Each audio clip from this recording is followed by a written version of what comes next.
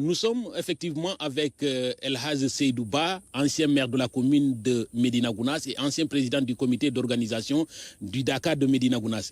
Monsieur le maire, merci d'avoir accepté notre invitation. Monsieur le maire, comment peut-on expliquer cette effervescence et cette affluence que l'on note à chaque édition du Dakar de Médina Gounass? Avant tout, bonjour à vous et à tous les téléspectateurs qui suivent la RTS. Bon, vous savez, c'est une question, c'est vrai qu'elle est pertinente, mais difficile. Vous savez, il faut remonter aux origines du Dakar. Le Dakar en lui-même, comme je l'ai dit, c'était de l'ermitage à l'époque. Il y avait les travaux champêtres qui se faisaient sur un petit espace. Alors, petit à petit, le Dakar a pris une certaine ampleur. Donc, on ne saurait expliquer exactement pourquoi il y a eu cette influence. Je vous rappelle seulement à l'histoire d'Arafat, quand le prophète il est monté sur la montagne, il a appelé les pèlerins. Vous voyez l'influence qu'il y a exactement. C'est le même phénomène qui se produit ici au Dakar. Le Dakar a pris de l'ampleur. Au début, on était à 100 hectares. Aujourd'hui, on est plus à 500 hectares.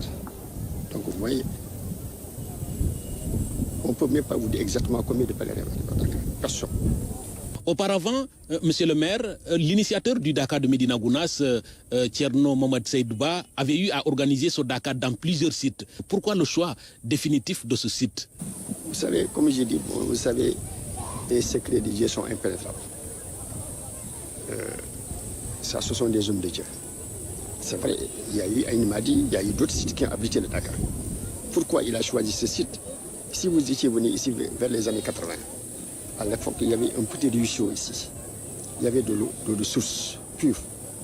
Nous, on s'abreuvait à cette eau-là. Il y avait beaucoup de manguiers. Vous voyez, aujourd'hui, tout a disparu. C'est un site qui était très agréable à vivre. Très sincèrement, très romantique, il y avait tout. Et il y avait tout qui favorisait la concentration et le retour vers Dieu. Ça, très sincèrement, pourquoi il a choisi ce site? Lui, c'est parce qu'il n'a jamais révélé. Enfin, moi, à ma connaissance, je n'ai jamais eu quelque part, ou bien dans ces différents cerveaux, il n'a jamais parlé pourquoi il a opté pour ce site. Alors, qui est-ce qui différencie le Dakar de Médina Gounass des autres rassemblements religieux au Sénégal? Bon, à deux niveaux. La différence, on peut, c'est à deux niveaux. Au point de vue longueur, la durée du Dakar. C'est le seul événement religieux qui peut prendre 10 jours. Ensuite, là où se tient le Dakar, c'est le seul événement religieux qui se tient en brousse, à 10 km de la ville, loin des plaisirs mondains. Tout ce qui peut aguicher la personne et tout ce qui peut éloigner la personne de Satan. Voilà pourquoi on a choisi. Donc, vous voyez les deux différences déjà. Donc, il y a la durée. Ensuite, il y a le site lui-même qui est en plus. Monsieur le maire, pourquoi les femmes ne viennent pas au Dakar de Médina Gounass? Cela ne concerne que les hommes. Ça, c'est la religion qui dit qu'il ne faut pas mêler les hommes et les femmes sur un même lieu. Si, par exemple, aujourd'hui, les femmes étaient venues ici, on n'aurait pas ce que nous recherchions. Point de vue de retour envers Dieu, on ne l'aurait pas trouvé. Un homme est un homme, un humain, c'est un humain. Alors voilà pourquoi on a demandé aux femmes de rester en ville. Qu'est-ce que l'on gagne en venant au Dakar de Médina Gounass? Ça, il gagne beaucoup.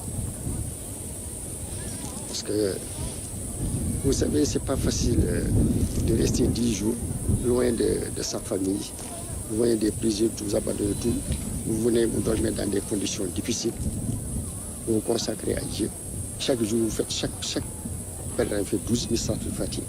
Vous retournez à Dieu. On prie avec les grandes prières, les wazifas et tout ça. Mais déjà, on y gagne. Maintenant, on ne peut pas mesurer la valeur, mais je sais qu'on y gagne. C'est Dieu seul qui... Dieu seul. On y gagne toujours quand même.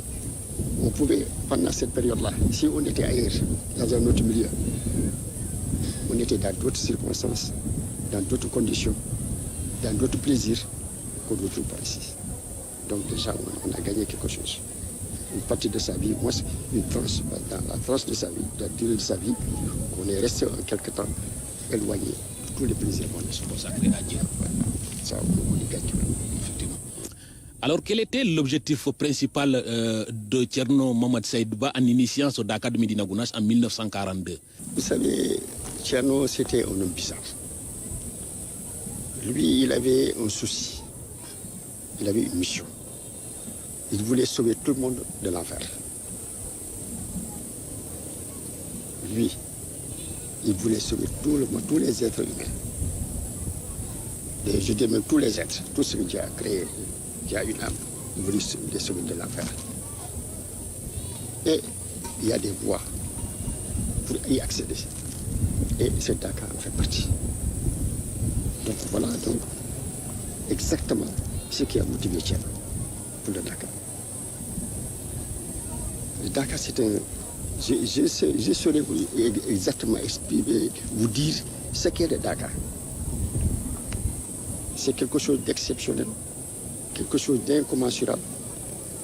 Seuls les initiés, comme les grands Thierno et autres, eux, ils savent ce qu'il y a dans le Dakar. Parce que Thierno a dit qu'on ne saura l'intérêt, l'importance du Dakar que quand on meurt. Et on se retrouve sous terre, on vous donne votre... de la main droite, on vous donne le livre sur lequel on a tracé tout ce que vous avez fait dans la vie. Et vous y trouvez que vous avez participé au Dakar. C'est ce jour-là que vous comprenez les bénéfices du Dakar. Donc vous voyez, nous ne pouvons pas expliquer. Alors, merci, M. Elhaj Seydou Ba. Je rappelle que vous êtes ancien président du comité d'organisation du Dakar de Médina Gounass et également ancien maire de la commune de Médina Gounass. Merci d'avoir accepté notre invitation. Chers téléspectateurs, nous vous donnons rendez-vous la fois prochaine sur la RTS.